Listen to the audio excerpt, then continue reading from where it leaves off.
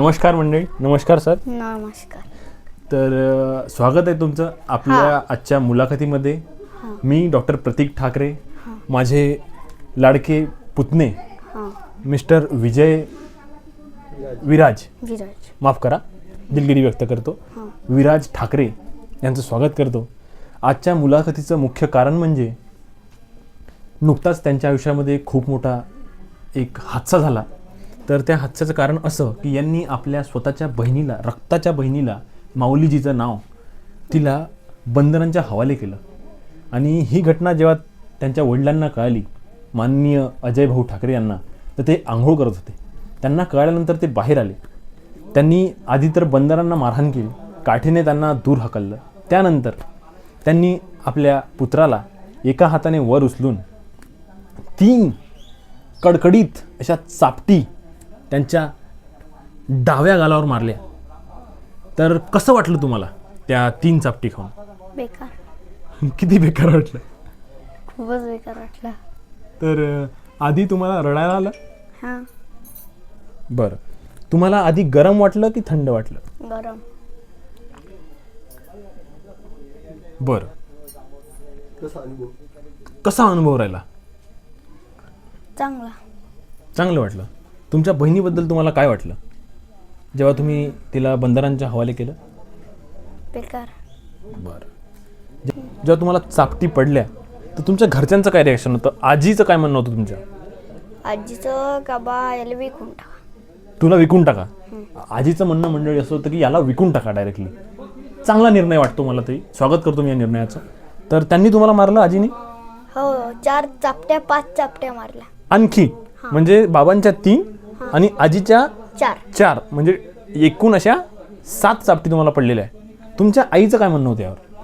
आईचं का बा शाळेत गेला तर तिथंच राहिला हिंगणघाटात तर चांगलं होऊन जाईल. बरं, म्हणजे माननीय कार्यकर्ते जर हिंगणघाटलाच राहिले आपल्या आत्याकडे तर खूप चांगलं होईल असं यांच्या आईचं म्हणणं होतं. मी ह्या विषयाचं पण स्वागत करतो.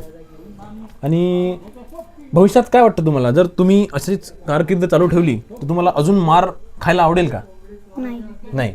बरं, तुम्ही तुमच्या आयुष्यात तर मग तुम्हाला काय वाटतं की जर तुम्ही असंच चालू ठेवलं तर तुम्हाला भविष्यात आणखी मार खायची इच्छा आहे अजून जास्त? 3 चापटीच्या 6 चापटी खायची आहे की तुम्हाला सुधारायची इच्छा आहे? सुधारायची. बरं, तुम्ही ह्या संपूर्ण अनुभवातून काय शिकले मला सांगा, ऐकायची इच्छा आहे. अभ्यास करायला शिकले. अजून वाचन अजून काही. तर मग तुमच्यामध्ये जी ही लताखोर वृत्ती आलेली आहे तर ही आधीच होती की तुम्ही आत्ता तयार केली? आत्ता तयार केली. बरं, ठीक आहे. मग तुमच्यामध्ये जो हा एकदम सरसकट निर्लज्जपणा आहे याच्याबद्दल काय वाटतं, बोला. कमी वाटतं आता. तर आता ह्या घटनेवरून तुम्ही तुमच्या भविष्यात काय करायचं ठरवलं? जीवनात काय तुमचं स्वप्न आहे बाबा? तुम्हाला काय बनायचं आहे? पोलीस बनायचं आहे. आणि पोलीस बनून काय करणार आहात तुम्ही? ड्युटी. मग तुम्ही अशी स्वतःची चोरी चकारीची लुच्ची वृत्ती घेऊन तुम्ही पोलीस बनून काय करणार आहे? आता ज्या ते आपले लग्नात गिग्नात चोऱ्या होती सोन्याच्या, अशा तसं होते म्हणून त्याला आम्ही गाडीत पकडून देणार आहे. बरं, जेलमध्ये. बरं. अशी म्हणजे तो जो माणूस राहणार तुमचाच माणूस राहणार आहे का चोरी करणारा? नाही, म्हणजे दुसरा माणूस. कोणचा? दुसरा माणूस राहील. चोरगीर राहील, चुडेल राहील, कोणी राहील. हां, मग तुम्ही त्याला पकडणार आहे? हो. बरं, ठीक आहे. आणखी अजून काय? पोलीस बनून काय करणार आहे तुम्ही? ड्युटी.